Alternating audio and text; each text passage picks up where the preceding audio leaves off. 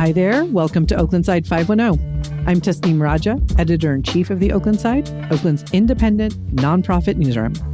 This week, Oakland's new speed cameras are issuing real tickets now. Road safety reporter Jose Fermoso breaks down what the first 2 months of camera data revealed, where the worst speeding is happening, and what the program might mean for Oakland roads going forward. Then I'll share some more recent stories from the Oakland Side. Nearly 20,000 Oaklanders joined the latest No Kings March. 3 Oakland homeless shelters are closing. Oakland's drinking water is almost entirely lead-free. City Hall reporting on the general plan and the strong mayor proposal, and some new restaurants you're going to want to know about. Let's dive in.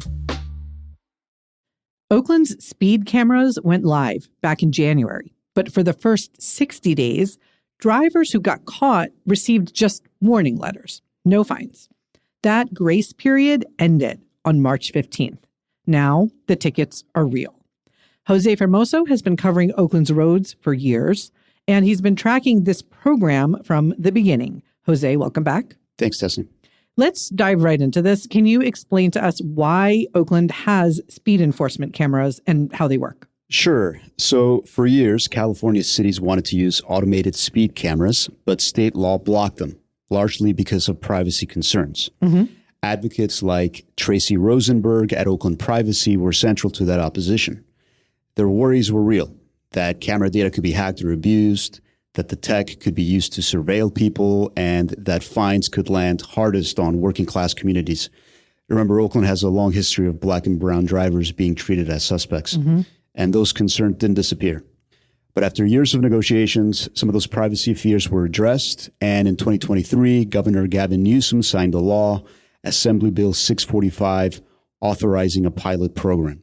Oakland is one of the 6 cities in it, along with San Francisco, San Jose, Los Angeles, Glendale, and Long Beach. All of the revenue collected has to go toward traffic slowing infrastructure, and it can't go into the general fund. The pilot runs until 2032 when the state will evaluate whether to expand it. And then going back to those privacy concerns, as you've reported, the law has some privacy protections built in. Yeah, it does. The cameras photograph only rear license plates, so no faces, no video. Photos get deleted after 5 days if there's no violation, or 60 days if there is one. And Oakland added its own layer to the process. OPD has no access to speed camera data at all. Violations go to the camera vendor, then they go to Oakland's Transportation Department staff for review. The Transportation Director, Josh Rowan, actually said at the launch event that when they started setting up the pilot, the police department made it very clear to them that they wanted nothing to do with this program. Yeah, I have found that really interesting. So, Jose, can you tell us a little bit more about how the cameras actually work? Yeah, so the cameras ticket any vehicle going at least 11 miles per hour over the speed limit at those locations, which have signs indicating the presence of cameras. Fines start at $50 for going 11 to 15 miles per hour over the limit and go up to a maximum of $500 for the most extreme speeders. There's one important thing to know about this, though. The ticket goes to the registered owner of the vehicle. So if someone else is driving your car, then you're on the hook. Yeah. I know this has been a real point of contention for readers. Now, I do just want to make sure there's no confusion around this. This isn't the only new roadway camera system that's coming online in Oakland right about now. There's also the flock cameras. Jose, can you help listeners understand the difference? Sure. The flock cameras are also license plate readers, but they're a different system. There are hundreds of them across the city compared to just 18 speed camera locations of about 35 cameras.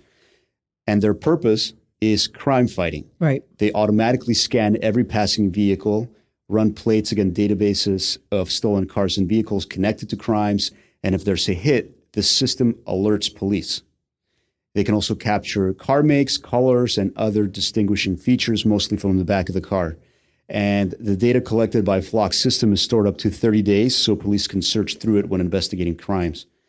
The speed cameras, made by a company called Vera Mobility, are only looking for one thing: vehicles going at least 11 miles per hour over this posted speed limit, and they photograph the rear plate only and send that information to the Transportation Department, not the police. So similar basic technology, but completely different systems, different purposes, and maybe most importantly, there's different oversight. Yeah, and different legal frameworks overseeing them. Yep. And the speed cameras come out of that state pilot. The flock system has its own rules and its own controversies. There's an ongoing lawsuit alleging that the Oakland Police Department violated state law by sharing flock data with federal agencies, which is a serious concern given the current immigration enforcement climate. Yeah. But that's a separate story that our colleague Eli Wolf has been following. Got it. Really helpful distinction. Okay, back to the speed cameras in Oakland. Where are they? Yeah, so the city chose locations based on historical crash data and speed studies along what's called the high injury network, the streets where the most serious crashes happen in the city. And there are 18 locations with a total of 35 cameras, 2 at almost every location, 1 facing each direction. They're hardwired into utility poles and get the clearest read of a plate from about 100 feet away. During the warning period, some locations were seeing more than 10,000 vehicles a day traveling at least 11 miles per hour over the speed limit. Okay, so this warning period, we now have all of this data from the cameras for that time frame. What did we learn from the data before anybody was actually getting fined? We've learned a lot. The city released data covering January 14th through February the 21st. In just the first 5 weeks, 140,000 warning letters went out to 74,000 unique license plate. Wow. Yeah, that's a lot. Overall, about 1.5% of all drivers passing the camera locations received warnings, or roughly about 3,600 per day. Wow. Yeah, and the busiest times were during commute hours, Wednesday through Friday, between 7 in the morning and 5 in the afternoon. Okay, so which streets, had the most speeding? Broadway, between 27th and 28th Streets, topped the list with more than 21,000 warnings. Then it was 73rd Avenue in East Oakland, between Fresno Street and Krause Avenue, nearly 18,000 warnings. And Hagenberger Road, also in East Oakland, between Spencer and Hawley Streets, had more than 15,000 warnings. Wow. The place where cameras recorded the highest average speeds was Foothill Boulevard between 19th and 20th Avenues, where hundreds of drivers exceeded a 25 mile per hour limit by at least 19 miles per hour. Right. So basically people were going 20 miles an hour over the speed limit in a 25 mile per hour zone. I mean, that's really dangerous. It's super dangerous. It's really not what we want in Oakland. And speaking of the speed and the danger, I really want to go back to specifically the 73rd Avenue. And 73rd Avenue was specifically flagged because it's in a school zone. Oh, wow. And there's a medium bike path planned for that corridor, which would naturally narrow the road and slow people down. But right now, there's no traffic calming in the car travel lanes. It's also connected to the Hagenberger overpass, which tends to funnel drivers downhill into local streets where they accelerate. Yeah. Jose, you've done really amazing reporting in the past on dangerous routes to school, just the dangers Oakland kids face. Thank you. Now, getting back to the speed cameras, not everybody is on board. What are the main concerns that we're hearing from critics? There's 2 big ones. First, economic impact, and then privacy. On the economic side, Tracy Rosenberg from Oakland Privacy has argued that the cameras will hit working class people disproportionately. California law does allow people to seek a significant reduction in fines if they're low income or to pay through community service. But she worries that many residents don't even know those options exist. And even though they're there on the website, you really do have to kind of look for them to find them. Yeah, absolutely. Serious concern. I thought this was interesting. I know Mayor Lee actually made a counterpoint to that concern back at the launch event for this whole program. Yep. Yeah. She specifically called out the fact that Black residents are more likely to suffer serious injuries and crashes than any other demographic group in general and also in Oakland. So slower speeds, she argued, actually benefit the communities most concerned about the camera's impact. On the privacy side of it, Rosenberg's concern extends beyond the specific program, as you know. So it's about the broader buildup of surveillance infrastructure in Oakland, the risk of data being hacked or misused, because as we know, the city has been hacked before. Yeah, absolutely.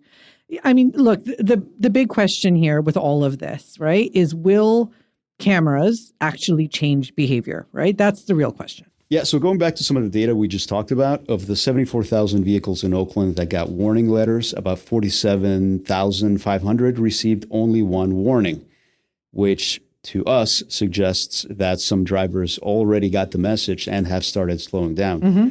We also have early evidence from San Francisco, which launched its own speed camera program before Oakland last spring. And one of their bike safety advocates noted that San Francisco saw a 75% decrease in speeding violations at certain camera locations within 2 months of the cameras going live. Wow. Yeah, so whether Oakland sees the same, no, we don't know yet, but it could happen.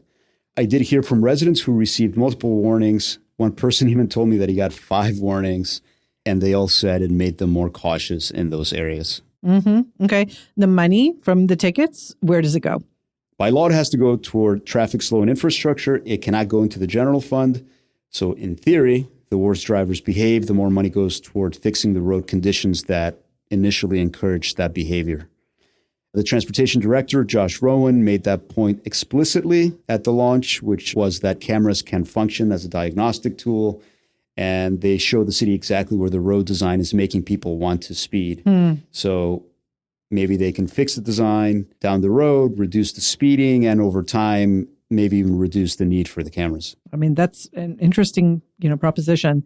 Jose, you've been covering road safety in Oakland for years now. When you zoom out, looking back at your reporting, we've talked about the bollards on International Boulevard, now these speed cameras, road diets, dedicated bike paths. Do you overall see a city that's getting more serious about safety on our roads? Yeah, I've seen it for years, and looking back on it, there's real momentum.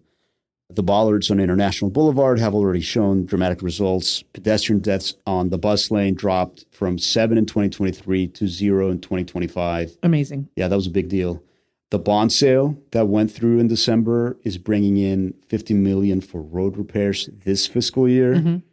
And the speed cameras themselves that we've been talking about are another piece of that picture. The warning period told us where the worst speeding was happening. So the next few months of ticketing will tell us whether the behavior from people that are speeding is actually changing. And so we'll be watching and reporting on that. Absolutely. Jose, when we hear from readers who have concerns about quality of life issues in Oakland, speeding on our roads, road safety is one of the things that comes up most consistently. Thank you for this reporting. It's really appreciated. Thanks so much.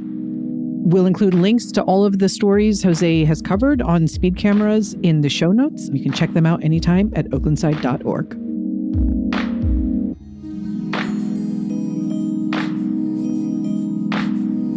Let's get into some more recent reporting from our newsroom. There's more in the full stories, which we will link to in the show notes, and you can always find at oaklandside.org. Sign up for our daily newsletter if you want to get our reporting in your inbox.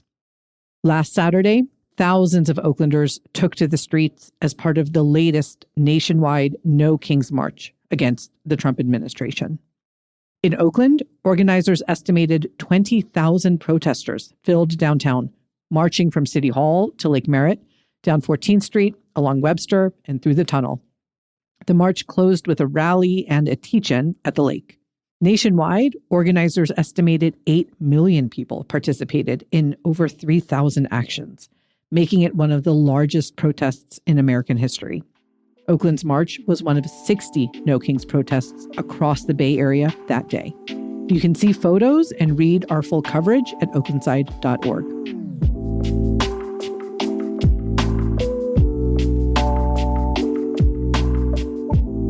The Oakland City Council got its first look this week at a proposal to significantly reshape city government, and the reception was mixed. So Mayor Barbara Lee's Charter Reform Working Group has proposed moving Oakland to a, quote, strong mayor system, similar to what they have in San Francisco. The mayor would gain veto power over the city council, including the budget, and would oversee city departments more directly.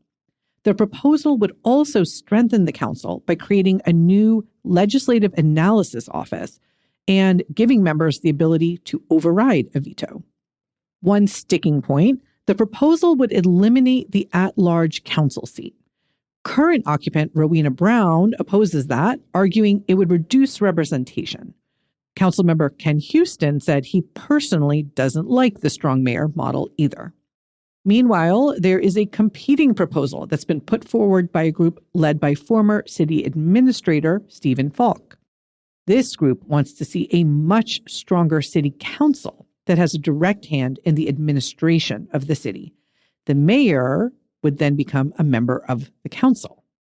Any changes to the city charter, regardless of who proposes them, would go before voters on the November ballot.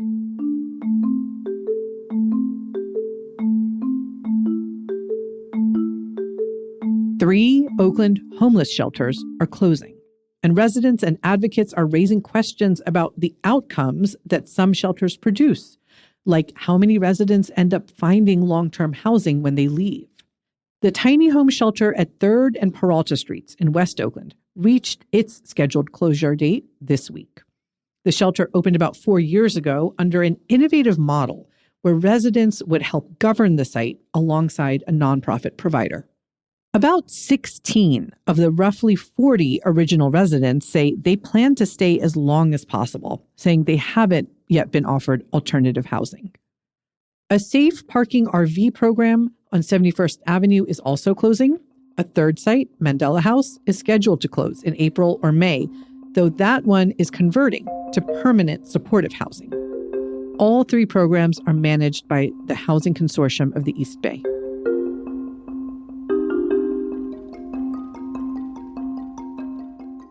Good news on Oakland schools' drinking water. Almost all of OUSD's water sources are now safe. Education reporter Ashley McBride reports that 18 months after the district's lead contamination crisis became public, that is to say, after Ashley first broke that story, only 2 faucets district-wide remain out of service. One is at Sequoia Elementary in the Diamond, and another is at Harriet Tubman Child Development Center in West Oakland. At the height of the crisis, in August 2024, unsafe lead levels had been found at 43 schools, with some water sources testing 20 times higher than the district's allowable limit. OUSD has also launched a new public dashboard, updated every morning, showing water testing results for every fixture in the district. By the way, this reporting just won a big award from the First Amendment Coalition for reporting on government transparency. Congratulations to Ashley and to her co-reporter, Callie Rhodes.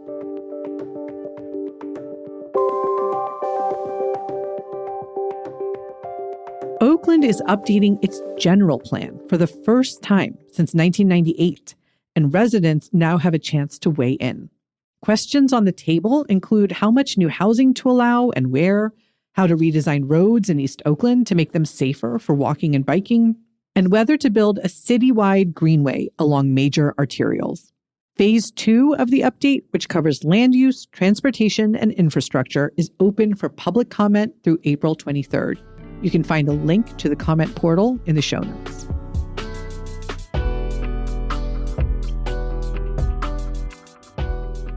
And let's talk food, some new Oakland spots to know about from our Nosh reporting team. Fungi Foods, the popular vegan mushroom pop-up, has opened a brick and mortar in Uptown. It's a soft opening now, grand opening April 9th. Oasis Coffee Garden is now open in Adams Point, just across from Lake Merritt, serving Yemeni coffee, bagels, and pastries. Sanaa Cafe, a Yemeni coffee shop, has expanded to East Oakland near the airport with a grand opening this week. Souk Savan 2.0, a Lao Thai spot originally from International Boulevard, has reopened in Uptown on Telegraph. Studio Estepan has soft opened in West Oakland on Magnolia Street. They've got Japanese milk bread, sourdough, and more. And Tita Becca's, a Filipino family-run spot, has opened at 15th and Franklin in downtown Oakland.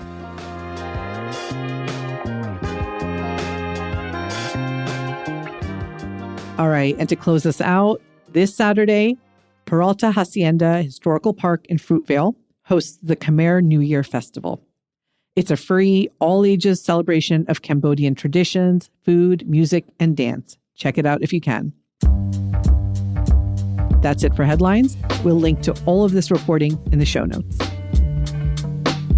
That's this week's episode of Oakland Side 510. You can find all the stories we talked about today at oaklandside.org. Sign up for our daily newsletter to get our reporting delivered straight to your inbox. If you haven't already, leave us a review on Apple Podcasts. I love reading those.